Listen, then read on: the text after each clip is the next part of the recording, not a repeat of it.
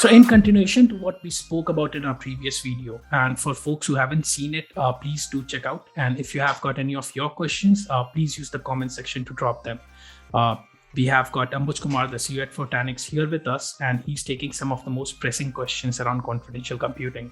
That said, Ambuj, does the post-pandemic world, which is fueled by all these good technology and cloud services, remote work is here in its full swing?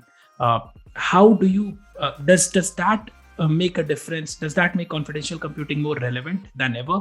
And if yes, how do you envision confidential computing, let's say 3 years from now? Yeah, that's a great question. So, in pre-pandemic world, if you had your data center, your offices, then you trusted that those buildings, you trusted that network. But in post-pandemic remote work environment, everything is on shared infra. It's on shared network. People are using SaaS services. And so if I'm using a SaaS service that has access to all my data, now I need to worry, is that SaaS provider able to look at my data? What can I do to keep my data protected from that SaaS provider? If it's a multi-tenant environment, and if one tenant is compromised, what can I do to make sure that I'm not compromised?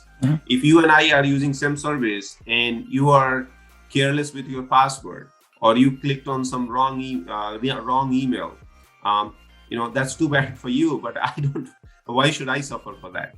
So confidential computing provides a very effective way of segregating these accesses.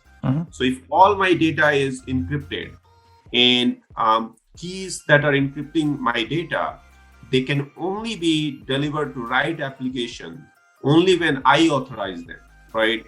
Then I have control of my data.